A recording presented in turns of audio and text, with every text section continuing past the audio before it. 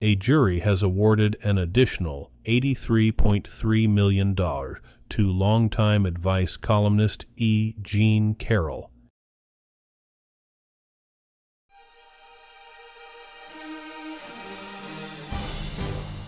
Today is Saturday, January 27th, 2024, and this is the Dunkley Report. A jury has awarded an additional $83.3 million to longtime advice columnist E. Jean Carroll, who says former President Donald Trump damaged her reputation by calling her a liar after she accused him of sexual assault. Friday's verdict raises to $88.3 million, the amount Carroll can receive after another jury last May awarded her $5 million over her claims that Trump assaulted her in a New York City department store in 1996 and defamed her. This defamation trial was over things. Trump said about Carroll while he was president. Trump vows to appeal. Carroll says it's a victory for every woman who stands up when knocked down. The United Nations top court has ordered Israel to do all it can to prevent death, destruction, and any acts of genocide in Gaza. But the panel stopped short Friday of ordering Israel to end the military offensive that has laid waste to the Palestinian enclave. In a ruling that will keep Israel under the legal lens for years to come, the court offered little other comfort to Israel in a genocide case brought by South Africa that goes to the core of one of the world's most intractable conflicts. The court's half-dozen orders will be difficult to achieve without some sort of ceasefire or pause in the fighting. The UN Agency for Palestinian Refugees terminated a number of its staffers in Gaza suspected of taking part in the October 7th attack by Hamas and other militants on southern Israel. That's according to a statement on Friday by the director of the agency, known as UNRWA or UNRWA. The United States separately said it was temporarily halting additional funding to UNRWA. The U.S. is the biggest donor to the agency, which has been providing aid to Gaza's population amid Israel's offensive. It was not immediately known what role the 12 staffers had in the October 7th surprise attack in which militants rampaged in southern Israel. The attack set off the war, now in its fourth month. President Joe Biden is pressing Congress to embrace a bipartisan Senate deal to pair border enforcement measures with foreign aid for Ukraine. The Democratic president says in a statement that the policies proposed would be the toughest and fairest set of reforms to secure the border we've ever had in our country. But House Speaker Mike Johnson, a Louisiana Republican, says the legislation would be dead-on arrival in the House if leaked reports about it are true. The diminishing prospects for a deal leave congressional leaders with no clear way to approve a $110 billion White House request for emergency funding for Ukraine, Israel, immigration enforcement, and national security needs. Yemen's Houthi rebels have launched a missile at a United States warship patrolling the Gulf of Aden, forcing it to shoot down the projectile. The Houthis also struck a British vessel, and the Carney sailed toward it to assist. U.S. forces later conducted a strike against a Houthi anti-ship missile that was aimed into the Red Sea and prepared to launch.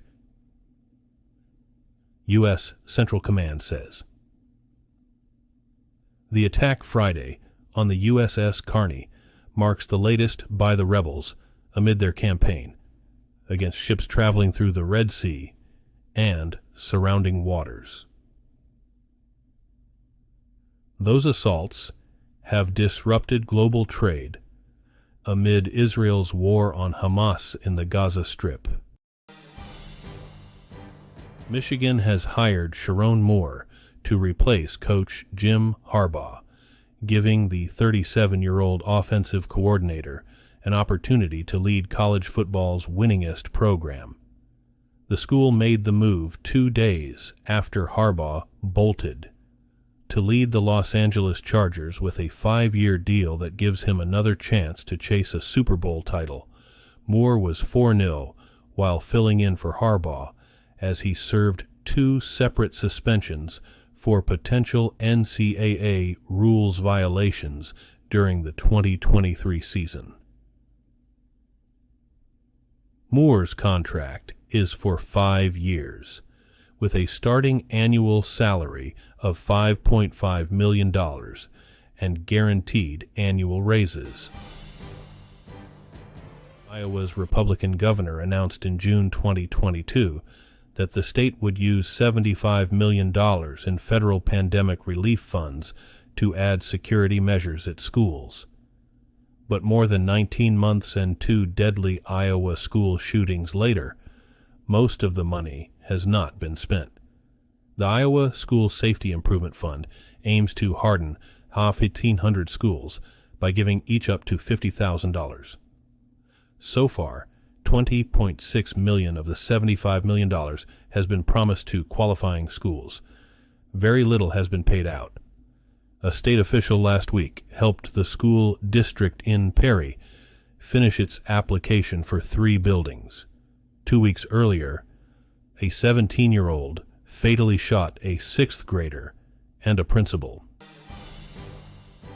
A military panel at Guantanamo Bay, Cuba, has recommended 23 years in detention for 2 Malaysian men in connection with deadly 2002 bombings in Bali. The recommendation came Friday in a sentencing hearing for 17-year Guantanamo detainees, Mohammed Farik bin Amin and Mohammed Nazir bin Lep. A previously secret pretrial agreement may shorten their additional confinement to about 5 years, however. The extremist group Jemaah Islamiyah killed 202 Indonesians, foreign tourists, and others in 2002. The 2 denied any knowledge of the attacks, but admitted conspiring with the group responsible. Military authorities still must formally approve the sentence.